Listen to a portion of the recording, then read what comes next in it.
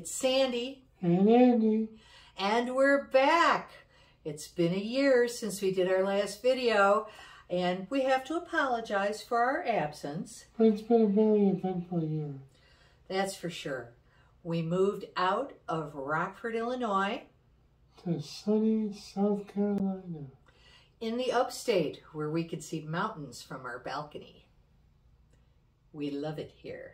It's really awesome. Now, our journey of health has lasted 2 years and 4 months so far. And I'm sure you know from the previous video that my first year I lost 90 pounds. Was very successful. Wasn't easy. However, in the second year, I regained 30 of the 90 that I lost because the carb creep happened. I tried to test if I was becoming more insulin sensitive instead of being insulin resistant. Could I have some carbs? Could I eat bread, pizza, Culver's frozen custard, and fried chicken? So, for the last year, after I gained that 30 pounds, I've been going up and down trying to re-lose it. And I've finally gotten there within the last 2 weeks after an extended fast of 4 days. It's really frustrating because I've come this far, but I've hit a plateau where I'm only eating 1 meal a day. I'm eating the approved keto foods, but the scale's not moving. It seems that only extended fasting of 3 to 5 days makes me go lower. And I've been doing just an intermittent fasting because I started out before we left between 150 and 140 pounds. And I'm down to 125 and I feel great. And one of the issues that we had to deal with before we moved was that Andy was beginning to take care of some long neglected dental work and had 7 teeth pulled. And once we got here, we found a great place, affordable dental, and I got my dentures in 1 day. Yes, his Medicare kicked in and we went to affordable dentures. He got upper, lower, and now he can chew again. I only had to go back once for a slight adjustment, but since then, it's been a breeze. And we were on the road for a while between leaving our rental situation in Rockford and renting a new apartment here in South Carolina. We actually had to take the leap of faith because just a few weeks before we were supposed to move, the living situation we had contracted for fell through. But we had put unreversible things into motion with the moving company and decided to go anyway.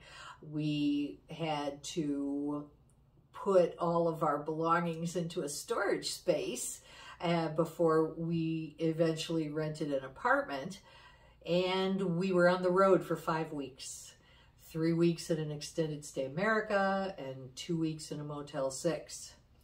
So eating on the road, we weren't able to keep keto as much as we would have liked. And then it took a while to unpack and get back into the groove of things here. Thanks to some friends who helped us get everything in the house. Yes, we had friends who came to visit us and help us move things from our storage space.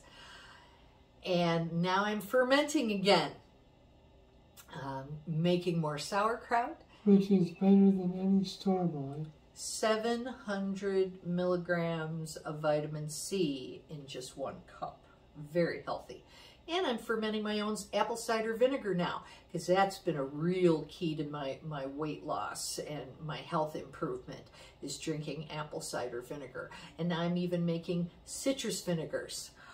Plus, I graduated from using those pea sticks to a Keto Mojo meter, where I can test my blood glucose levels, and I can also find out my actual ketone level and if I'm in a state of GKI ketosis. I also have the wrist monitor to test my blood pressure. My blood pressure is good. My tracking my blood glucose has shown me how insulin resistant I still am. That sometimes I don't eat, you know, for a day, and then the next day my glucose levels are still elevated. What's going on? Well, what's going on is that I have to supplement. We have to fine-tune our supplements a little bit more. I believe that I might have some symptoms of adrenal fatigue and need to adjust my supplements accordingly so that I can keep going down and making the needle move. So far, we've been supplementing with D3K2 vitamins and with cod liver oil capsules. And I supplement specifically with ox bile salts since I don't have a gallbladder. And the cod liver oil and the ox bile definitely are help to, what do I want to say, be a detergent that cleans the calcium plaquing and cholesterol out of your arteries.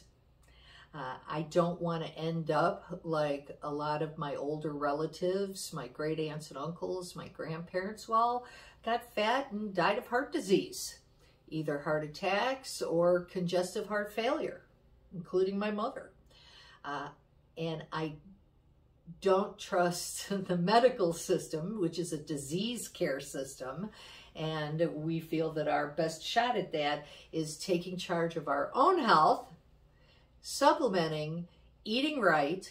We have three main principles: no added sugar, no processed carbs, and no vegetable oils, which are highly inflammatory. And back when they were first developed, they were machine lubricants.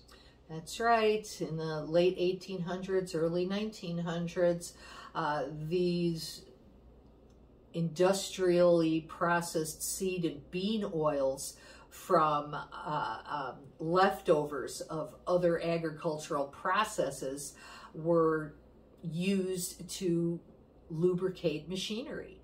And there was no FDA back then, so these geniuses decided to market it as a food. And we could see what's happened over the last 100 years since we've had an explosion of metabolic diseases. High fructose corn syrup happened in, I guess, 1980 or so. It began to be put in all kinds of products. And it's even actually in table sugar. No, high fructose corn syrup is not in table sugar. Table sugar is 50% glucose and 50% fructose. Okay, yeah, high fructose corn syrup is an additive that's put to addict us into most processed foods. That it's an addiction syndrome, and I relapse occasionally, and that's unfortunately one of the reasons that I haven't made more progress. But I've got a handle on it now, and we're moving forward. I've been watching lots of YouTube videos by alternative doctors, Dr. Jason Fung, Dr. Robert Lustig, Dr. Kent Berry, Dr. Eric Berg, and Dr. Sten Ekberg. All of them have been incredibly helpful in the information that I've been able to glean from them. Dr. Mark Hyman, and I have a few books as well, and I've been taking my notes and doing my research because my health is my responsibility, nobody else's. And these days, my favorite snack are whole oranges. I don't drink orange juice anymore.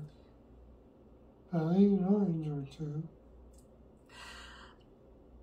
When they take oranges and they freeze and squeeze to turn it into a commodity that can be stored, they remove all the fiber. And that's the protection for your body from the fructose that you ingest. Drinking 3 to 5 oranges in a glass has no protection of fiber and skyrockets your blood glucose and your insulin. It's actually a poison.